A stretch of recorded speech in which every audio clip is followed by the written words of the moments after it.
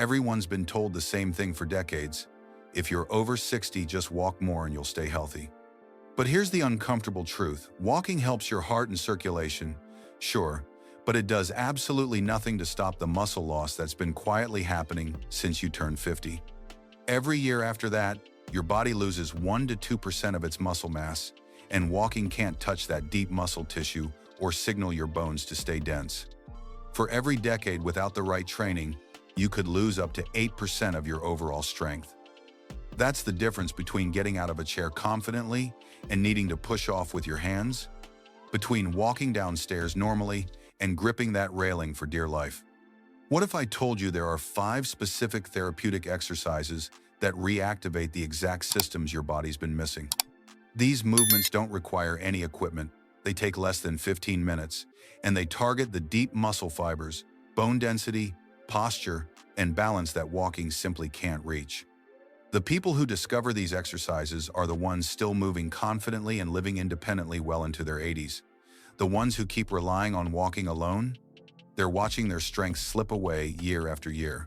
So the real question is, are you ready to give your body what it actually needs to thrive? Exercise 1. Calf activation. Here's something most folks don't realize.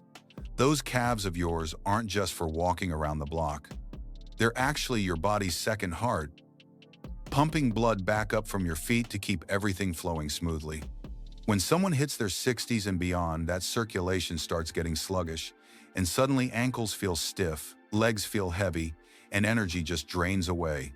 But there's a simple move that changes everything. Standing or sitting, you slowly raise those heels up, then lift your toes while keeping heels planted down. Do this for 15 to 20 reps, and you're not just flexing muscles.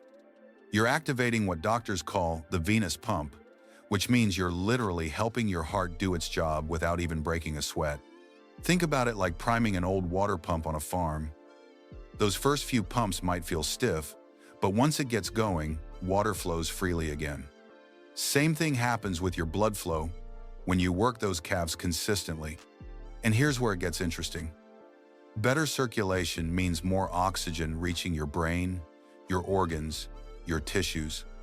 People who do this daily often notice they've got more energy by mid-afternoon. Their ankles don't swell up like balloons anymore, and they can stand longer without that achy, tired feeling creeping in. It's like turning back the clock on your body's plumbing system. One simple raise at a time. Exercise 2. Wall push-ups. Here's a move that looks almost too simple to matter, but it's secretly one of the most powerful tools for rebuilding your upper body. You walk up to any wall in your house, place your hands flat against it at shoulder height, then step back until your arms are extended and your body forms a slight angle. From there, you bend your elbows and bring your chest toward the wall, then push yourself back to the starting position. That's it. No complicated setup, no expensive equipment, just you and a wall having a conversation about strength. Start with 2 sets of 8 to 10 reps, and as you get stronger over the weeks, work your way up to 3 sets of 15. Now, what's really happening here goes way beyond just moving your arms. Every time you push away from that wall, you're strengthening your chest, shoulders, and the muscles that support your upper back, the very same muscles that keep you from slumping forward like so many people do after 60. Think about how folks start to curl inward over the years, shoulders rolling forward, chest caving in, breathing getting shallow. This one exercise fights all of that at once, like hitting the reset button on your posture. And here's the part that changes everything. When your upper body gets stronger and your posture improves, your lungs suddenly have room to expand again. You're not just building muscle, you're unlocking your breath, which means more oxygen flowing through your system, more energy throughout the day, and that heavy, tired feeling in your chest starts melting away. People who do wall push-ups consistently often notice they're standing taller without even trying, like their body remembered its natural alignment all along. Exercise 3. Squat. There's one exercise that separates those who stay independent well into their 80s from those who start needing help with everyday tasks, and it's the squat. Now, before you picture some intense gym movement, let me paint the real picture.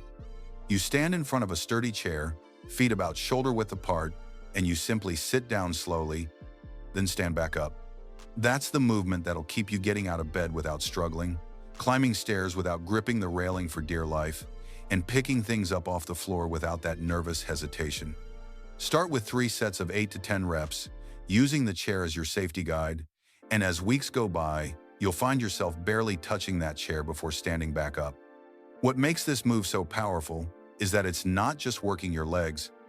Every time you lower yourself down and push back up, you're firing up your quads, hamstrings, glutes, and that entire core section that keeps your spine stable and protected. It's like a full-body strength session disguised as something simple. And here's something doctors don't always emphasize enough. This weight-bearing exercise actually signals your bones to stay dense and strong, fighting off that bone loss that makes so many people fragile after 60.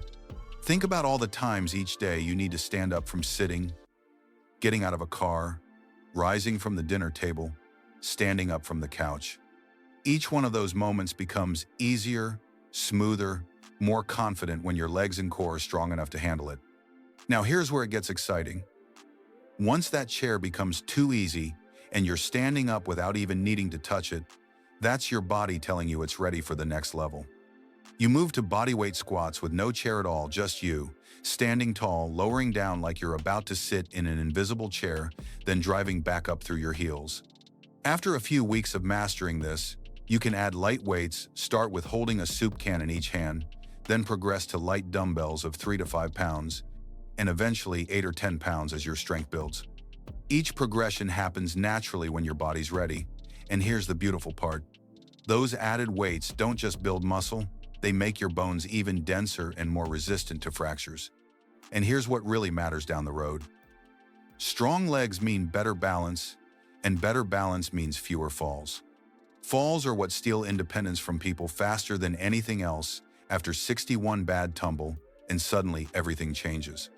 But when you've been doing squats consistently, building both muscle and bone strength together, your body knows how to stabilize itself. Your muscles respond quickly when you stumble, and that confidence in your own movement keeps you active and free instead of afraid and stuck at home. Exercise 4. Plank. Here's a move that might look intimidating at first, but it's actually one of the most efficient ways to rebuild core strength, and it's called the plank. You get down on the floor, rest on your forearms and toes, and hold your body in a straight line from head to heels, like you're a solid wooden plank. Your elbows should be directly under your shoulders, your core tight, and your breathing steady. Start by holding this position for just 15 to 20 seconds, and don't worry if that feels short, it's working deeper than you realize. As weeks pass and your core gets stronger, work your way up to 30 seconds, then 45, and eventually a full minute or more. What's happening during those seconds of holding is pure transformation for your entire midsection. You're not just working your abs, you're engaging every muscle from your shoulders down to your hips, building a rock-solid foundation that protects your spine and keeps your entire body stable. Most people over 60 deal with that nagging lower back pain, that weakness in their core that makes every movement feel uncertain, that fear of losing balance. This exercise attacks all of that at once by teaching your body to stay strong and aligned under tension, which is exactly what you need when you're moving through daily life. And here's what makes this different from old-school sit-ups or crunches. You're building functional strength that actually translates to real-world movements. Think about how often you need core stability, carrying groceries, getting up from the floor, reaching for something on a high shelf, even just standing upright without slouching. When you do planks consistently, that core strength shows up everywhere. Your posture improves naturally, and movements that used to feel risky suddenly feel solid and controlled again. Exercise 5. Glute bridge. There's one exercise that acts like a shield for your lower back, and most people have never even heard of it. It's called the glute bridge. You lie flat on your back with your knees bent and feet planted firmly on the floor about hip-width apart, arms resting at your sides. From there, you push through your heels and lift your hips up toward the ceiling until your body forms a straight line from your shoulders to your knees. Hold that position for 2 to 3 seconds while squeezing your glutes tight, then lower back down with control. Start with 2 sets of 10 to 12 reps, and as those glutes wake up and get stronger, push toward 3 sets of 15. Once that feels comfortable, you can place a light weight like a book, a small dumbbell, or even a bag of rice right on your hips to add resistance and take your strength to the next level. What makes this move absolutely essential is that it's targeting the exact muscles most people neglect: the glutes and lower back, which happen to be the foundation for almost every movement you make. When those glutes are strong, they take the pressure off your lower back, your hips move better, and suddenly that chronic ache that's been sitting in your lumbar spine for years starts fading away. Think about how many people shuffle around with tight hips and sore backs, compensating with poor posture because their glutes have essentially gone to sleep from years of sitting. This exercise wakes them back up and puts them to work where they belong. And here's the part that changes everything about how you move. Strong glutes don't just protect your back. They power everything from standing up out of a chair, to walking upstairs, to simply standing for more than a few minutes without discomfort. When you do glute bridges consistently, your core gets more stable, your pelvis stays aligned properly, and your entire lower body starts working as one coordinated unit instead of a collection of tight, achy parts trying to compensate for each other. So here's where you stand right now. You've just learned 5 exercises that can literally change the trajectory of your next 20 years. The question is, what are you going to do with this knowledge? Are you going to let it sit there like all those other health tips? Or are you actually going to get down on the floor today and do that first glute bridge? Your body doesn't care about good intentions, it only responds to action. Think about where you want to be a year from now. Still dealing with that same back pain and struggle getting out of chairs? Or moving with confidence, climbing stairs without hesitation, and feeling stronger than you have in decades? The choice is right in front of you, and it starts with just 15 minutes today. What's stopping you? If you're ready to keep learning how to build a body that actually supports the life you want, subscribe to this channel and hit that notification bell. Don't let this be just another video you watched and forgot about. Take action, stay connected, and let's build that stronger future together.